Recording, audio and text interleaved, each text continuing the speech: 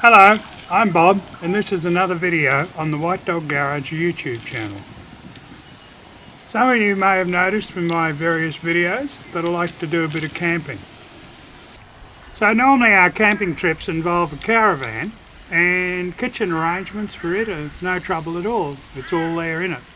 However, every now and then we like to do a camping trip or a day trip, and we take along a bit of a portable kitchen with us, which is mainly held in a canvas bag like this one, and we'll have utensils and food items, etc. But it's not the best arrangement, and I've been thinking about what could be a better arrangement. So I've been thinking about a portable camp kitchen. I saw a portable camp kitchen in use by another camper a little while back and thought it was a good idea.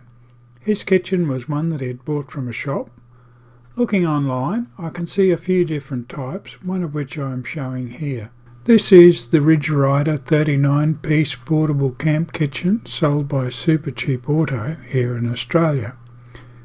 It comes with cutlery and tableware for 4 people, along with things like tongs, can opener and serving spoon. However, as my camping trips are usually just my wife and I, we do not need a 4 or 6 place setup. Also, our most common outing is the day trip involving a picnic lunch and coffee breaks. So my thinking became a slimmed down portable camp kitchen, perfect for doing lunch and coffee breaks, but capable of being used to do breakfast, lunch and dinner if required. I took a few measurements and came up with a layout that I thought would work for us. I was going to make it out of sheet metal, but this is a bit of a prototype, so I thought to test it in action, before committing to the idea, I would make it out of plywood. It is a simple layout consisting of fold-down front, which, folded out, becomes a small table, a storage compartment behind the front for bigger items, a drawer to hold cutlery, utensils, plates, etc., and a top storage area under a lift-up lid for smaller stuff. Having sorted my design, I set about cutting it out. Here I am using my shop-made circular saw guide rail for the purpose, and if you click the link above, you will see how I made that. The main material I'm using is a 12mm or just under 1/2 inch thick plywood. The plywood is out of my pile of offcuts and recycled material, which is why there is the odd hole in some of it. I started with the main carcass sections, labelling each piece in pencil as I went.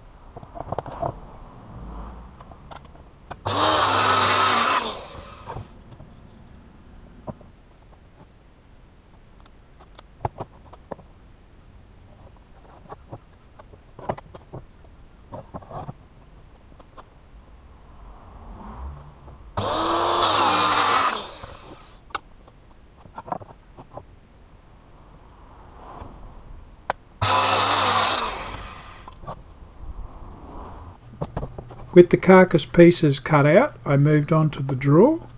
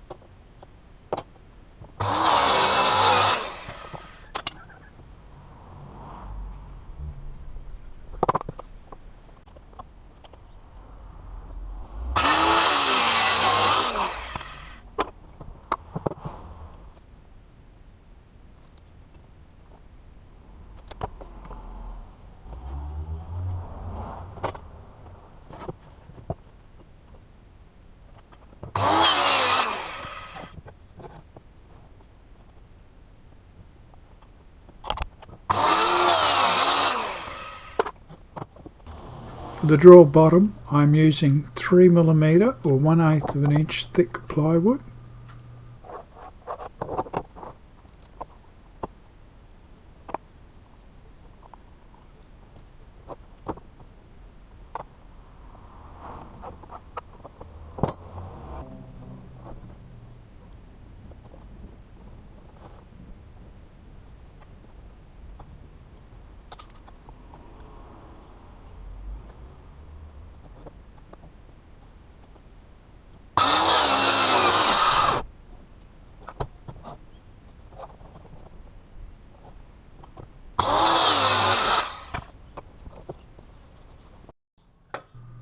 I also cut 3 strips of 6mm or 1/4 inch thick plywood to use as edging for the lid.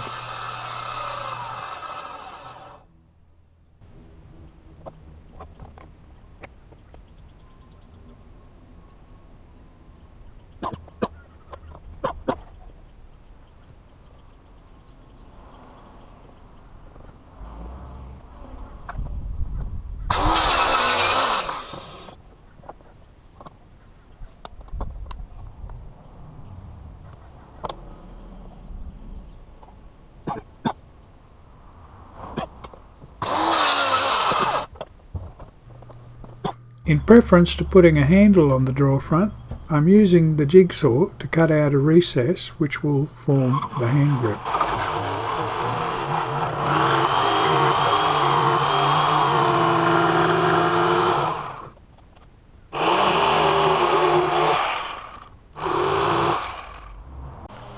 I start by making the body of the kitchen unit. It is box shaped, and supporting that first right angle joint is always a challenge. Here I'm using a tool drawer and a blow mould tool case to support the joint whilst I glue and screw it together. For this build, most of the wood joints will be glued and screwed together. I'm using Type 2 glue on the joints and mainly 8G by 35mm countersunk head wood screws, pre-drilling the holes through the attaching side first as I go.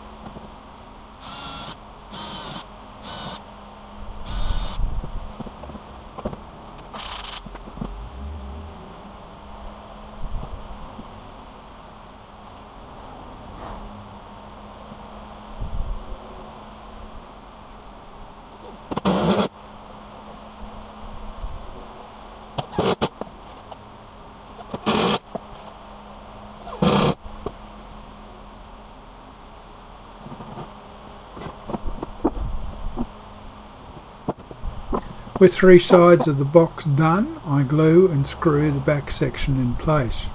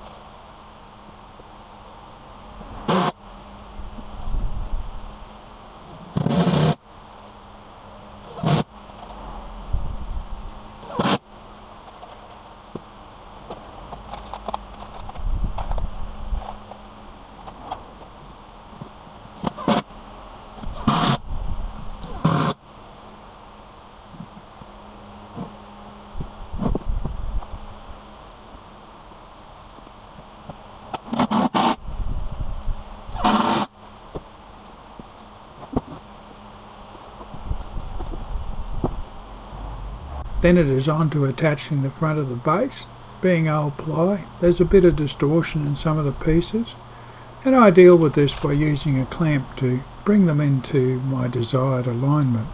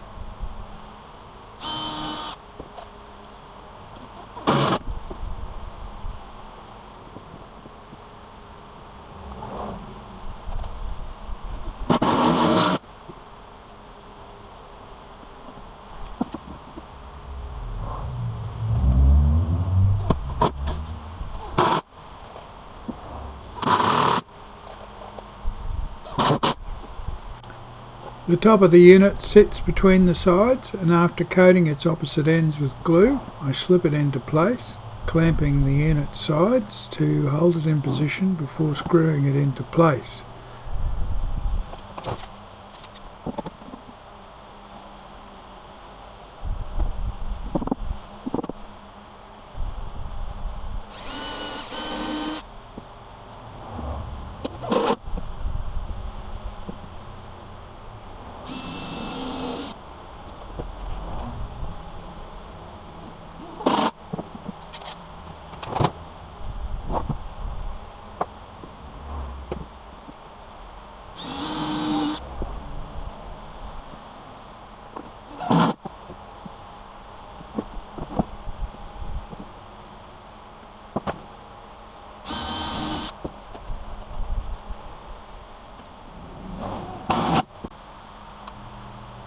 To fit the base to the top section, I mark its internal position on the inside of the box sides.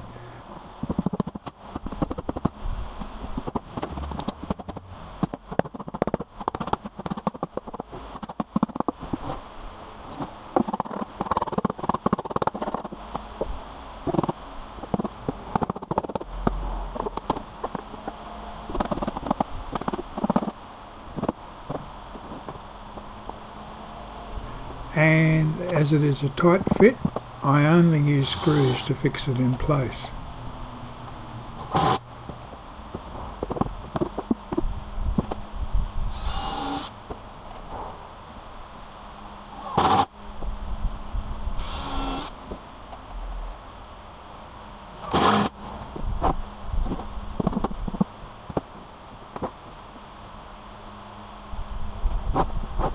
The base screws are going in blind on 3 of the 4 sides.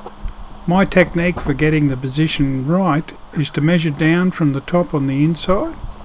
I then add 5mm, about 3/16 of an inch to this measurement to locate the position on the outside of the box.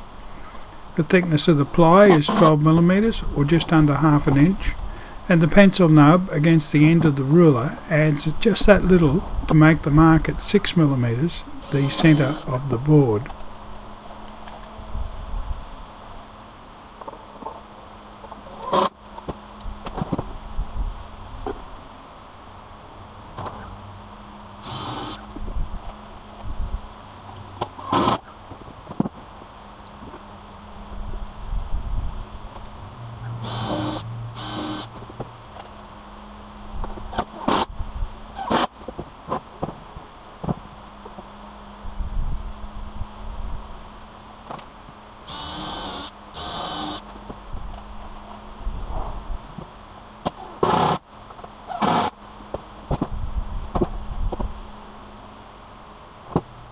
Then it is on to making the drawer.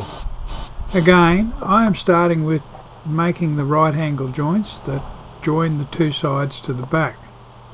Being smaller and thus more manageable, I merely use one side to prop the back whilst I align and fix in place the other side.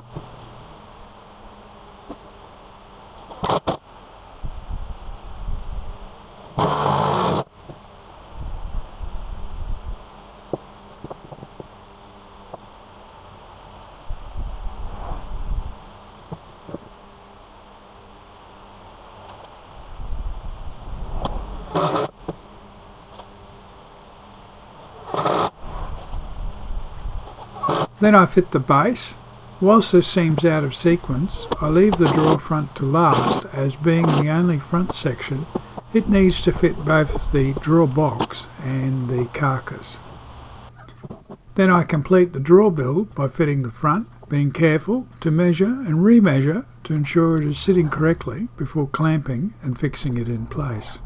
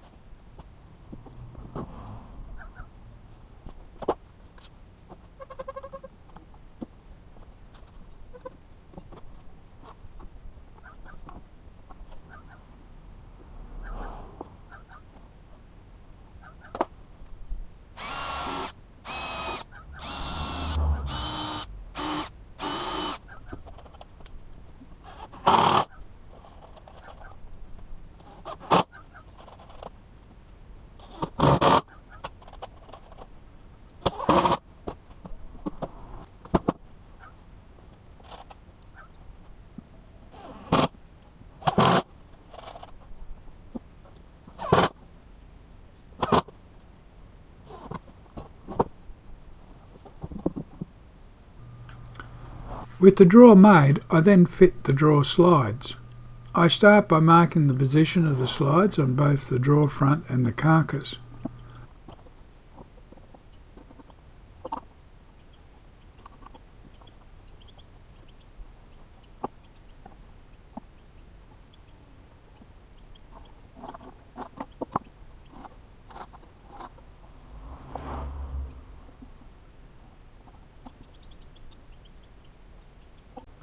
I am using ball bearing slides and remove and fit the drawer side brackets first.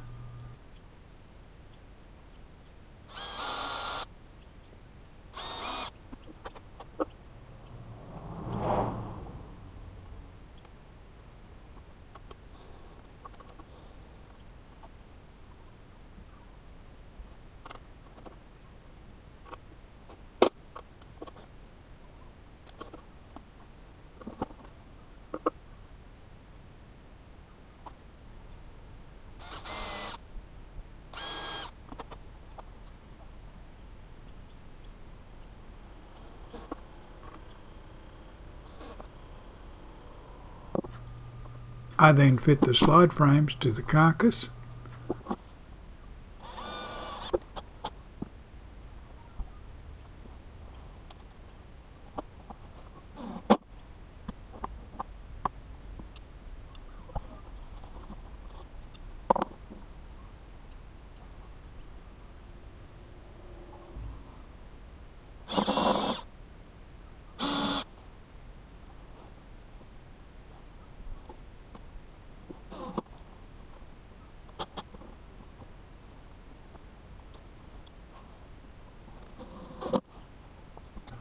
All finished, I fit the drawer and check its operation. The kitchenette has a drop-down front, which will also act as a small worktop. To enable this, I will fit a continuous hinge to its outer base. I brought a length of hinge from which I cut the required size using a hacksaw.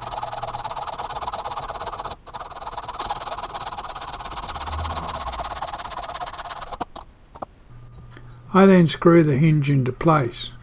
The screws that come with the hinge are finer than the others used in this build, and I screw them into place using a screwdriver instead of a power tool.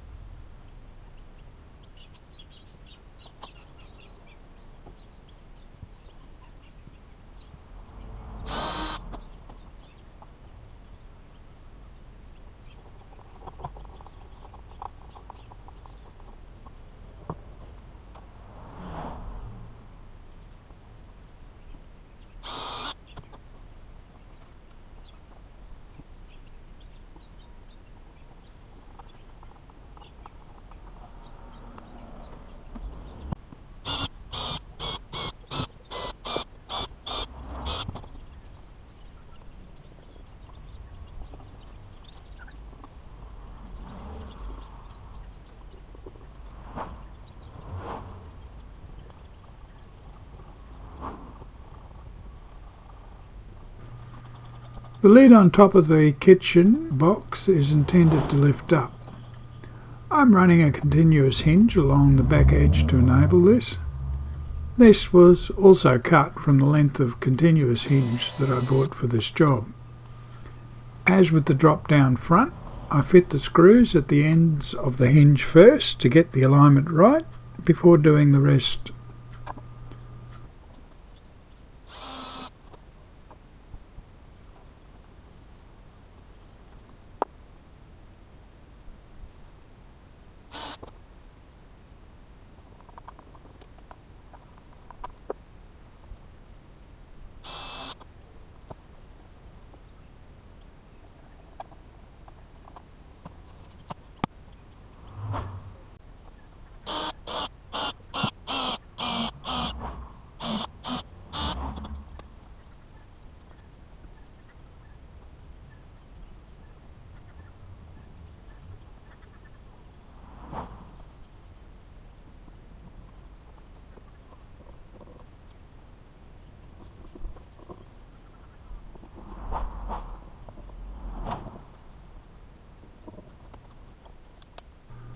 I've fitted a simple desk stay to hold the lid up when it is open.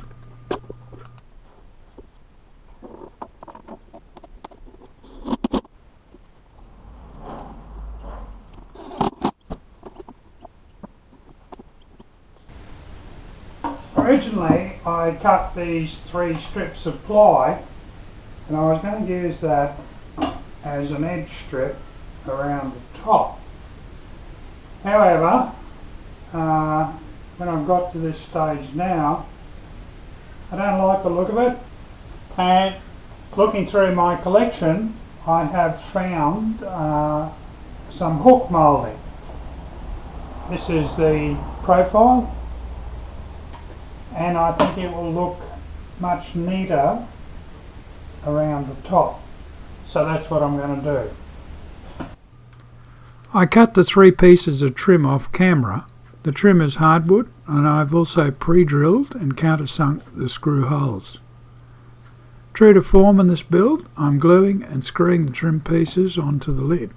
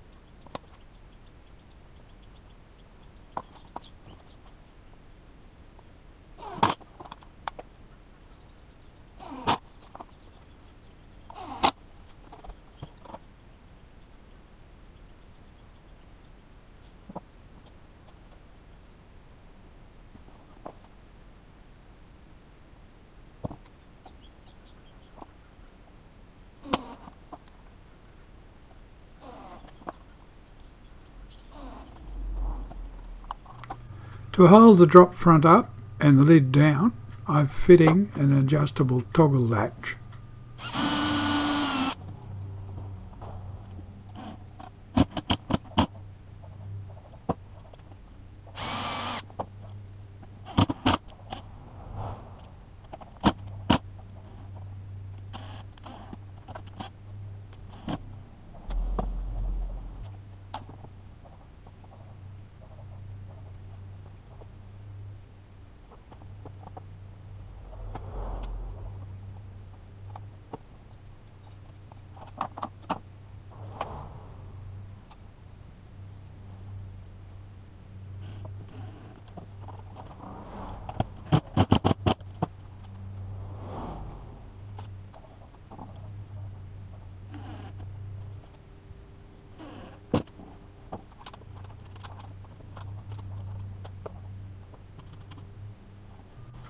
With the build complete, it's ready to go to the paint shop.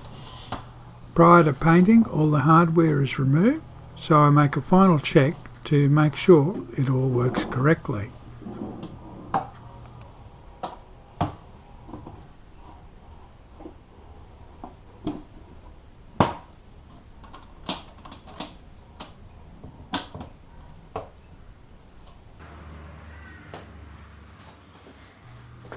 Back from paint, it's ready to be put to use.